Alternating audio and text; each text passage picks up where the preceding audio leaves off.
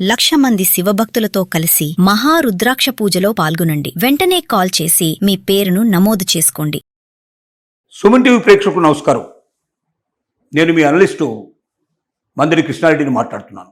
MS పూర్తి చేసిన తర్వాత భారతీయ స్టూడెంట్స్కి అవకాశాలు ఎలా ఉన్నాయి, అంటే విదేశాల్లో అవకాశాలు ఎలా ఉన్నాయి, ఇండియాలో ఉన్న జాబ్ మార్కెట్ ఎలా ఉంది, అంత కష్టపడి ఒక పోస్ట్ గ్రాడ్యుయేషన్ పూర్తి చేసినటువంటి స్టూడెంట్స్కి జీవితంలో స్థిరపడతామనేటువంటి నమ్మకం ఏర్పడకపోయినట్టయితే జీవితం మీదనే విరక్తి కలిగేటువంటి ప్రమాదం ఉంది. నిజంగా ఎంఎస్ పూర్తి చేసినటువంటి వ్యక్తులకి ఇండియాలో కానీ విదేశాల్లో కానీ జాబులు రెడీగా ఉన్నాయా అని చెప్తే దీన్ని కొంచెం ఎక్స్ప్లెయిన్ చేయాల్సిన అవసరం ఉంది. ఇండియాలో గ్రాడ్యుయేషన్ కానీ పోస్ట్ గ్రాడ్యుయేషన్ కానీ పూర్తి చేసిన వ్యక్తులు ఎంతవరకు సమర్థులైన వ్యక్తులు వస్తున్నారు మార్కెట్లోకి. వేల కొద్ది కాలేజీలు, ఇంజనీరింగ్ కాలేజీలు కానీ పోస్ట్ గ్రాడ్యుయేషన్ కాలేజీలు కానీ రకరకాల కాలేజీలు ఇవాళ వేల కొద్ది ఉన్నాయి.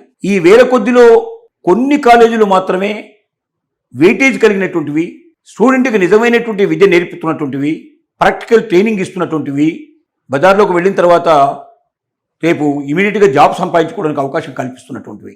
మిగిలిన కాలేజీలో తయారయ్యే వాళ్ళలో 95% students they cannot eligible for any direct job. మళ్ళీ వాడు కొంతకాలం ట్రైనింగ్ లాంటివి తీసుకొని కోపప్ అయిపోయి ప్రాక్టికల్ ట్రైనింగ్, ఇంటర్న్షిప్ చేసి ఆ రకంగా పూర్తిగా అవగాహన పెంచుకున్న తర్వాతనే మార్కెట్లోకి రావాల్సిన పరిస్థితి ఏర్పడుతుంది తప్ప నేరుగా డిగ్రీ చేతిలో పట్టుకుని పోయి ఉద్యోగం సంపాదించుకునే పరిస్థితిలో ఉన్నవాళ్ళు 5% మాత్రమే చెప్పక తప్పదు. మ్యాక్సిమం 10% ఉండే అవకాశం ఉండొచ్చు, అంతకు మించి మాత్రం లేదు ఇవాళ మార్కెట్ లోపల.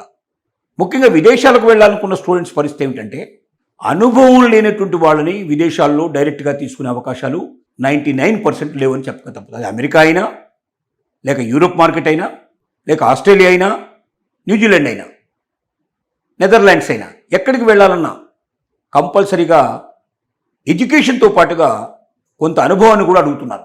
కనీసం 2 ఏళ్ళు 3 ఏళ్ళు అనుభవం ఉంటే 5 ఏళ్ల సర్టిఫికేట్ తీసుకోవడానికి అవకాశాలు భారతదేశంలో చాలా ఉన్నాయనేది నిపుణులు చెప్తున్న మాట.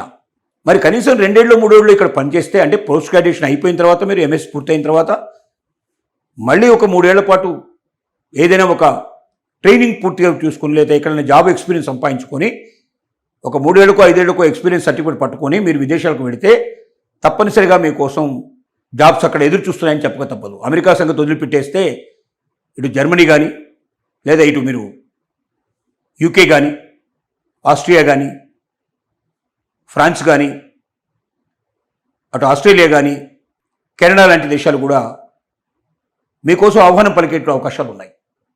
జాబ్స్ ఎదురు చూస్తున్నాయి. కానీ జాబ్స్కు తగ్గటువంటి క్యాపబిలిటీ మన దగ్గర ఉందా? మన ఎంఎస్ స్టూడెంట్స్లో ఆ క్యాపబిలిటీ ఉందా? ఎంతమందికి ఉంది?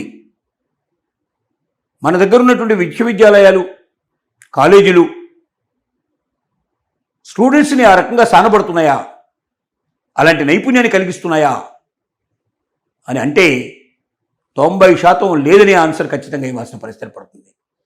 కాబట్టి ముందుగా భారతదేశంలో ఉండేటువంటి కాలేజీలు కానీ, విశ్వవిద్యాలయాలు కానీ స్టూడెంట్ జాబ్ పర్పస్లో ఒక డిగ్రీ చేతిలో పట్టుకున్న తర్వాత వెంటనే ఇమీడియట్గా జాబులకు వెళ్ళగలిగేటువంటి అవసరాలు ఏమున్నాయో తెలుసుకొని, క్యాపబిలిటీస్ ఏముండాలో తెలుసుకొని, దానికి తగినటువంటి కోర్సులను డెవలప్ చేసి దాంట్లో వాళ్ళని నిపుణులుగా తయారు చేస్తే ఖచ్చితంగా డిగ్రీ పోస్ట్ గ్రాడ్యుయేషన్ తీసుకోగానే జాబ్లో చేరేట అవకాశం వాళ్ళకు ఉంటుంది.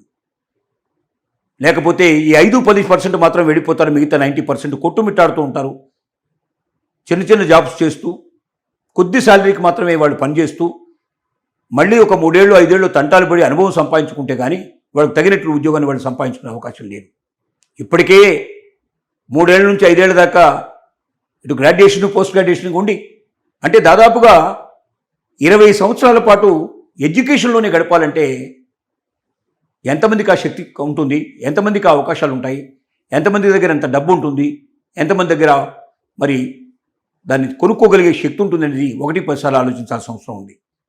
ఇవాళ ఉన్న పరిస్థితుల్లో ఇండియాలో కూడా జాబ్స్ కావాల్సినవి ఉన్నాయి. ఎంఎస్ పూర్తి చేసిన వాళ్ళకి కావాల్సిన జాబ్స్ వస్తున్నాయి. ఎందుకంటే విదేశాల నుంచి చాలా కంపెనీలు మన ఇండియాకు వచ్చి ఇవాళ సెటిల్ అయ్యే ప్రయత్నం చేస్తున్నాయి.